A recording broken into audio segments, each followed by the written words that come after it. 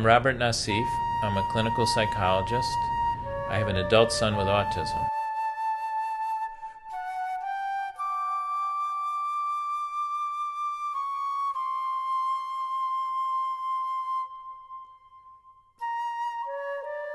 I've just got back from El Paso and I had a really neat experience with a tour guide. He was driving me around the historic sites and I was seeing the missions and he's telling me all the history of the area. And when he dropped me back at my hotel, he was saying like, well, what are you doing in El Paso? And I told him I was speaking to an autism conference. And he said, oh, I'm an artist, you know, and I teach art to kids with autism. And I said, really? He said, oh yeah, these kids are pretty cool. I said, well, tell me about it. And he said, well, each one, I just have to figure out how to connect and how to express each kid, how to help each kid express themselves. And as long as I do that, they make great art. It's really cool. And I said, wow, that's what everybody's struggling with, whether it's parents or teachers or, you know, anybody in the system. They're struggling to connect with kids. And how did you learn this? Oh, I just started teaching kids art. So he was just such a natural. And there's something about this that really gets into the heart of the problem. Autism, in its essence, is a condition that affects relating and communicating. And kids aren't responding to parents in the ways that the parents expect. And then the journey is to figure out how to connect at each point. The journey's really difficult. On Friday night, I met with 35 to 40 dads, and they're not used to talking about this. Some of them came on their own. Some of them admitted they were threatened by their wives, but they showed up. 35 guys showed up, and we sat in a circle in a room, and I asked them, what's it like for you? And it was real easy for them to tell me the details of the autism, when it was diagnosed, where the kids in school, what their wives were doing. But I had to keep prompting them, what's it like for you? What are you thinking? I didn't even want to ask, what are you feeling? What's it like for you? Because that question, what are you feeling? A guy doesn't want to look like a girl. So as we went around the room, it was amazing the sharing that occurred, but it was slowly building.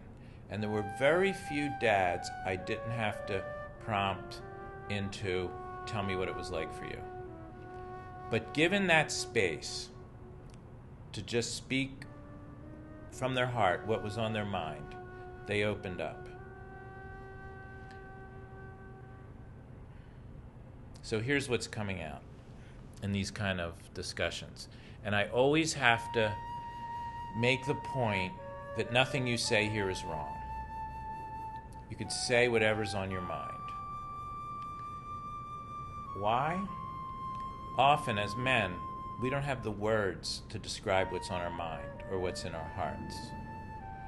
And we want to do right. We want to do right by our families, but we're afraid of being wrong when we open our mouths. So just that space in an all-male group allowed them to express themselves. And the sentiments that came out are fairly similar to what I hear from fathers everywhere. So as we went around the room, what came up was the stress that men live under. And it's easy for a man to say he's got stress. A man doesn't want to say he's depressed. But stress, everybody will sign on to that. So guys were worried about the future. And I would say, what's it like for you now? And they would talk about the shock, the disbelief, the refusing to believe there was anything wrong with their sons or their daughters. But most of the children we were talking about were sons. And some even said, my refusing to believe it hurt my wife and hurt my family, and I'm guilty about that. I apologize, but I'm guilty. I've hurt my family. I've got to make up for it. Others, of course, worried about the future. Where would their kids live? Who would take care of them? And there was everything in between, from dads whose kids were just diagnosed. There was one dad who said he didn't know why he was here because there was nothing wrong with his kid, but his wife told him to come. And everybody else kind of was like, dude, your wife told you to come? Was the kid diagnosed? He was like, yeah, some doctor said so. And everybody just kind of was very kind to him, but those of us who've been through this just had this kind of knowing look. And interestingly, he stayed for the whole 2 hours, even though he said there was nothing wrong with his kid. He was very bright. So there was really the whole spectrum of reactions. And parents, like kids, like all kids, not just kids with autism, fall along a continuum in our reactions. So, but the easiest thing to admit was like the worry, the stress. Some guys talked about other things. They talked about being mean to their kids. What did they mean? That they were disciplining them the way they were disciplined, and it didn't work. One dad I know said, my dad was the commander-in-chief. This doesn't work with my kid. So, and there were almost nobody who would not admit that this experience changed them. Of course, being a father changes you anyway. But having the child who's difficult to connect with, that's the real rub. That's the heartbreak. But nobody was admitting to a broken heart for quite a while. But everything people were talking about was resonating and adding up to a certain picture. One man said, I am a broken man. And he kind of held back tears, and he explained that all the things he wanted to do with his son, he couldn't do. But he was here to learn better how to be a father, how to be a good partner to his wife. And that helped people open up. Usually there's one or two guys who, once they speak, it will help others. As we got around the circle, there was finally a man who just said it. I'm depressed. And he just burst out into tears. And a couple other men walked over and hugged him and brought him Kleenex. And you could just feel the emotion in the room. Not that other people were admitting to be depressed. They were not. But they were accepting his depression, and they were comforting him. And so what emerged was a discussion of how difficult it is to connect with kids. I met a dad in Cincinnati recently. He said, when I hug my son, he doesn't hug me back. And that theme came up here. One dad talked about his son was always pushing him away. And he just couldn't take it. He didn't know what to do. And once we kind of got all this out in the open, and there was some kind of consensus that we're all struggling with the same thing, that we're trying to learn to be patient, that we want to be a better father and a better partner, then we started to talk. And by the way, that took about an hour and 40 minutes of the 2 hours. So we got to spend about 20 minutes on how to connect with your kid. As we were going around the room, and after we finished, what I was trying to stress to people was the balance that we need. The balance that we need to connect with ourselves, to recognize and admit some of the painful thoughts and feelings that we're having. To be honest about that, sort of take a breath and look at what our choices are. Look at our choices for relating to our family as a whole, relating to our spouses, relating to our kids. And that those thoughts and feelings keep coming up all the time. They come up day in and day out, and they're natural, they're normal. They're just not pleasant. And when we're honest about that, we can also open and experience the good things that happen, the light that comes into our lives and our hearts and our souls. So that quest for balance is what's key in all relationships, but especially in the family relationships when there's autism in the family and it's hard to relate and communicate. And we don't want to make that difficulty the dominant force in our lives. We want to make connecting and communicating and being together the dominant theme. And we'll be distracted by thoughts and feelings about how hard it is. But if we have a goal of increasing our connection, that can help us get through those rough spots. And that's the model of coping with stress that I use with families and that we talked about in these seminars over the weekend.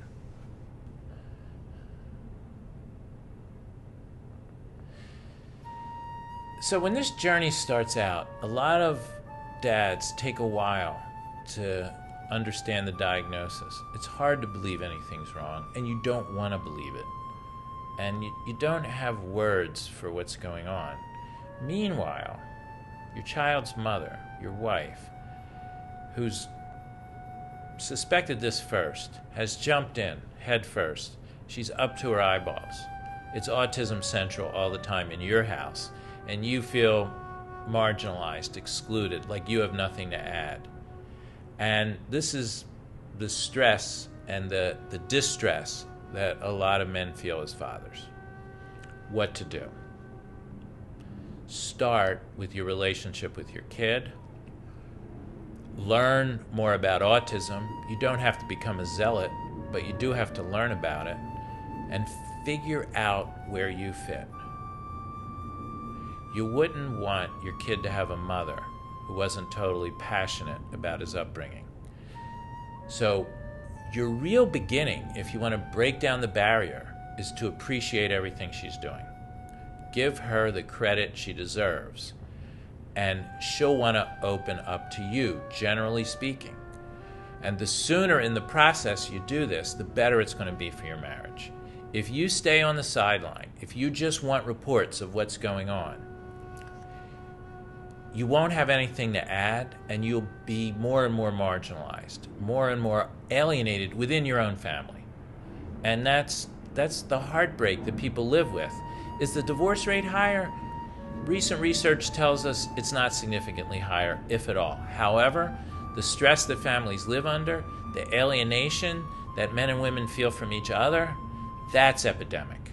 And that's what we have to make a dent into. And I think the way we do it is that both fathers and mothers, men and women, want to feel appreciated for what they do. That's the starting point. After talking to the men on Friday night, and really, as one guy put it, the meeting wasn't about you, doctor, it was about us. It was about us sharing. You didn't really even say very much, which was true. I just kept gently asking the question, what was it like for you? Tell me whatever you want. Nothing you say is wrong. On Saturday, I was speaking at a conference all day about how to take care of everybody's needs in the family when a child has autism. So one of the things we did, which speaks to the marital relationship, is that after discussing the journey and all the difficulties, I had a group of men come to the front, sit in a circle with me, 5 guys, and everybody else just listened. They weren't allowed to talk. And I asked these men, why would it be difficult to be a mom? And their answers had everybody speechless. These were just regular guys, some well-educated, some not so well-educated, all just talking about what was going on in their families, about how dedicated their wives were to their children, what they went through every day, how they needed a break once in a while, the support that they wished they gave. And the women were just speechless. Why? They never hear this. Guys are just sucking it up. to express our fears and our worries is hard to do. We want to do the right thing. We try to do the right thing. We're afraid to talk about problems because we're afraid that the discussion won't end. I assured people, tears end and discussions end and you can live. So it was really dramatic what was happening in that room when men were talking about why it was hard to be a mom. Then we switched roles, and I got 5 women in the front, and we did the same thing. They talked to me and to the 100 or so people there about why it would be hard to be a dad, and they just nailed it. They talked about how a man's ego suffers when he can't play sports with his son. They talked about how hard it is to come home and not be able to solve the problems that your family has. They talked about fathers who know they can't protect their sons and daughters from bullying. And one comment after another, when men and women were asked to respect the role of the other, they were just hitting it out of the park. And people were just coming together, warm and close. And then I brought them all together to talk about what it was like in the room now.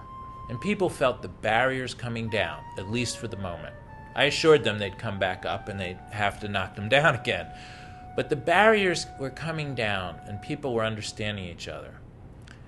And there was just sort of the light came in to a life that can be really difficult. But difficult lives can still be good lives. People always ask, does it get better? Does it get easier? That's not the best question. Do you change? That's the best question. You change. You change profoundly. And if you can learn to navigate your most difficult thoughts and feelings, you get better. You get better at handling things. You have a deeper relationship in your marriage. You have a deeper relationship with your kids. You're more able to understand your typical kids and their individual and special needs. Kids with autism and raising a kid with autism really takes us on a journey in which we can become wiser, more compassionate, and more loving. And that's where we go with this. The autism doesn't go away. Autism, as best science can figure, is caused by an interaction of genes and the environment. Traumas in the environment, such as birth trauma, toxins in possibly the water, maybe side effects of medications, things like that. It exists all over the world, in every social class, and at roughly the same incidence. Now, we do hear reports of higher incidence in places like England. There's a simple explanation. Countries that have socialized medicine, like the United Kingdom, screen children uniformly from birth and are more likely to detect children earlier and to intervene earlier. There's no danger in doing this. There's no danger in overdiagnosing, because if kids get the help they need, they may be undiagnosed if they just have a speech delay or they just have fine or gross motor delays. So where there's universal health care, we may see a higher incidence. And really, those countries have been at the cutting edge of developing early detection strategies, and we're catching up. However, the sad part is that even though we can now detect autism, in the US, between 18 and 24 months, the average age of diagnosis is still around 4.5. My son in 1984, at age 5, not even age 5, was diagnosed. So the average age of diagnosis from 1984 till now is still where it was when my son was born. At that point, the average age was probably 6 or 7, but it was possible to do by 4 or 5. So we're not doing a good enough job with this, and kids and families are suffering because of it. I'm Robert Naseef. I'm a clinical psychologist. I have an adult son with autism.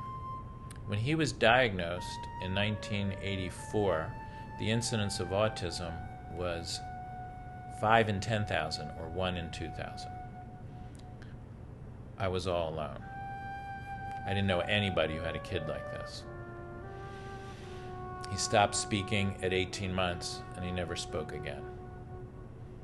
When I look at those early pictures, he was a perfect baby. He developed normally. His problems were undetectable until he stopped talking. Today, he lives in a group home. He doesn't speak or write or read. He has a pretty happy life. It has its ups and downs. I see him regularly. It's a life I couldn't have imagined when he was born. It was my worst nightmare. But gradually, I was able to accept who he is and to have a relationship with him as he is. And he's brought a lot of great people and a lot of love and light into my life. So I often I'm asked how that's influenced me. At the time my son was born, I was a teacher, and actually I ran a support services program for young people with learning disabilities in a small college. And I wanted to help kids. I wanted to work with kids.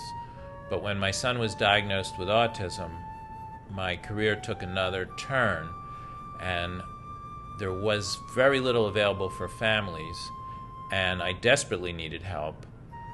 And I decided to, at that point,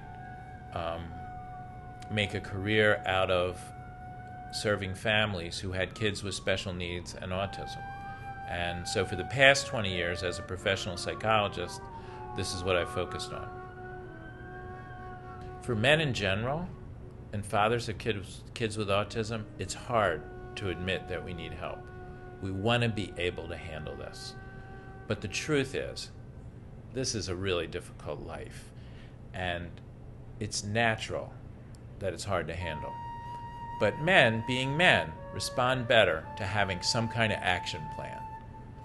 So the action plan I give people is find something you enjoy doing with your child. You may have to start with something your child enjoys that you're not really into. But start with that. Make contact. And from that contact, find the things you both enjoy doing together. That's your action plan. Now, when you first try to do it, it's not going to be easy.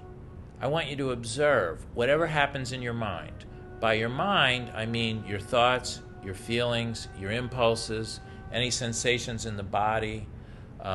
You're getting stiff and sore, trouble breathing, like whatever. Observe while you're doing it. And then talk to somebody about it.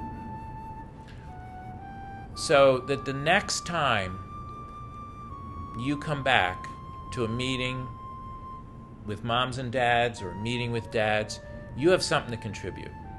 So that's your action plan. And I write about this all the time. I'll be blogging about it on Autism Spot, and we'll be having other conversations. And I encourage you to have other conversations with the people in your lives about how you're connecting with your son or daughter. Watch how other people are doing it.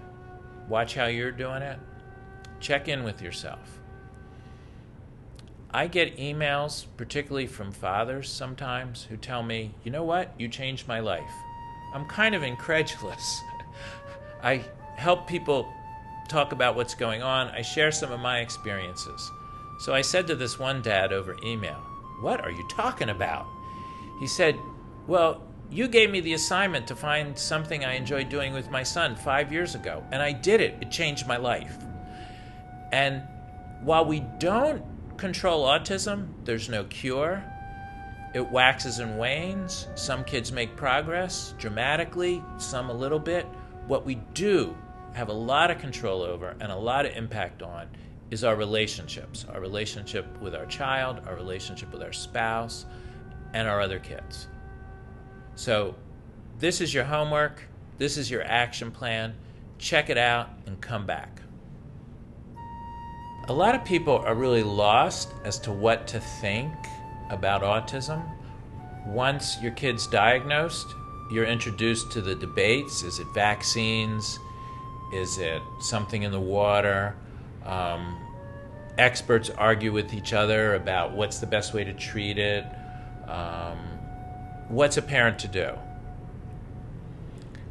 Dads feel isolated. Moms are in up to their eyeballs with all the work of this. We need good services. Do we need to stay angry? No, I don't think so. I don't think we need to be angry, bitter people, but we do need to be engaged and involved and active. Our kids need a lot of help. Our families need a lot of help. And we need to be able to be with our kids the way they really are. All the debate kind of distracts from what we need to do for children and families. So sometimes when I hear how families are torn apart, I'll listen to a mom, I'll listen to a dad, and they're both saying part of the truth. The mom's saying she can't rest, there's never enough help. The dad's saying, I want to live now, I want to plan for the future. And really, they're both right. They're different perspectives on the same mountain. But how to get through that? I think that's really trying to understand the other person's point of view. It doesn't work to tell somebody, don't worry so much, or don't be so pissed off, or take one day at a time, don't think about the future. Human minds do all these things. We ruminate about things that already happened. We worry about things that didn't happen yet. The hardest thing is to just be in the present, be with our kid, be with our family, be with our spouse, figure out what's the best way to live each day. And yes, think about the long haul. And yes, stay actively involved. The debate and the anger are because we feel bad. We want to have a villain. We want to have a solution. But there's no easy answers to these questions. But there is ways to live and love with autism. And that's the direction I think we need to keep our minds focused on and not be distracted by the debates and really be focused in everyday life.